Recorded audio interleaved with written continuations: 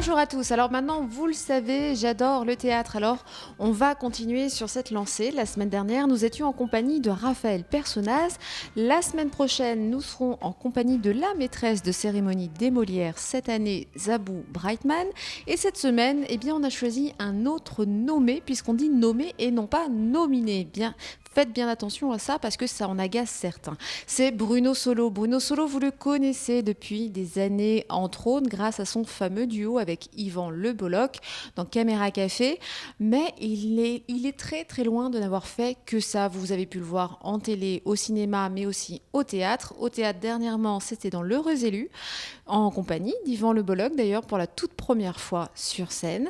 Et désormais, il est à l'affiche de Baby en compagnie d'Isabelle Carré. Baby, c'est une pièce, c'est une comédie un peu plus sombre, très réaliste, qui s'est jouée sur Paris ces derniers mois, qui pour l'instant ne partira pas encore en tournée, mais en tout cas, il a été nommé aux Molières dans le second rôle, même si à mon goût ce n'est pas réellement un second rôle, puisque les 4 acteurs sont réellement placés au même niveau. En tout cas, il est nommé, nous on le soutient, on espère que vous aussi, vous pourrez donc le retrouver à la cérémonie des Molières, la 30e nuit. Ce sera le 28 mai en direct de la salle Playel à Paris et ce sera sur France 2.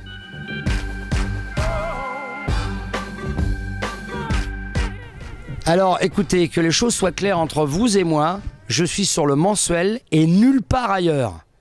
Et je dis bien le mensuel, nulle part ailleurs, de toute façon c'est fini. Ça a connu son heure de gloire, mais c'est fini. Maintenant, là où ça se passe, c'est dans le mensuel. Richard, le bébé arrive. L'étudiante en médecine, là, on était au courant? Enfin, je veux dire, elle était disponible lors des recherches? Oui. Je crois bien que oui. Et pourquoi vous en avez pas parlé?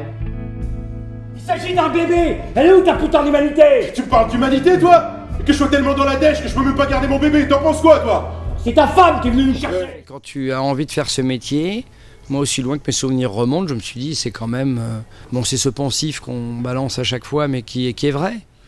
Ils ne sont pas tous, mais celui-ci, pour le coup, il est cette opportunité merveilleuse de vivre d'autres vies, de pouvoir passer d'un personnage monstrueux à un poète, d'une femme à un homme, d'un naïf à un cynique, d'un chauffeur de taxi à un clown, je ne sais quoi dire, enfin toutes les strates imaginables de l'imaginaire justement.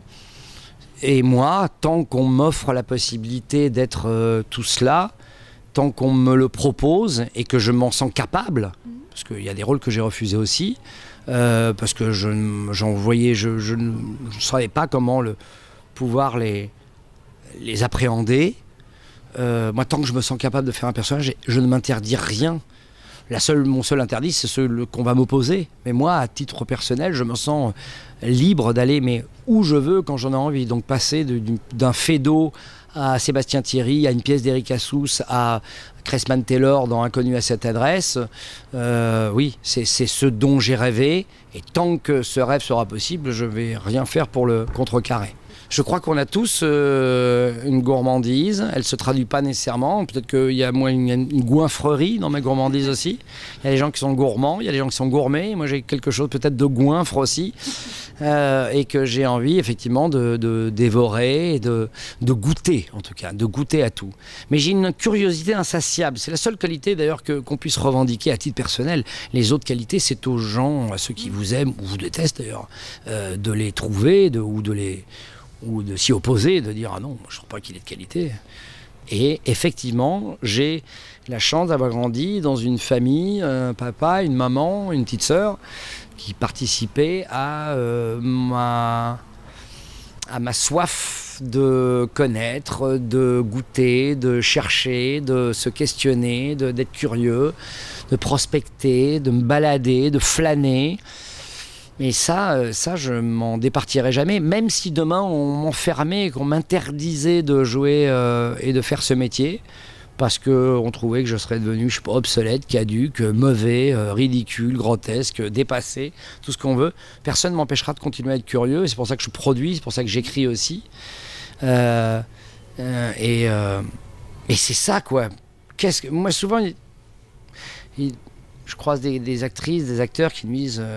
qu'ils aiment ce métier. Je sais ce qu'ils veulent dire parce qu'on peut l'aimer autant que moi, j'en suis sûr, mais plus, c'est pas possible. J'ai une passion dévorante pour ce métier. Quand je le joue, je suis dans un état quasiment second. Je suis sans aucun doute, je fais partie de ceux qui sont totalement concentré. Lorsque je joue, rien, absolument rien ne peut me perturber et ne peut me faire sortir de mon personnage. La seule chose qui m'importe, c'est d'être au service total de mon personnage. Même si tout d'un coup j'étais pris d'une démangeaison ou d'une chiasse terrible sur scène, je le ferai vivre au travers de mon personnage.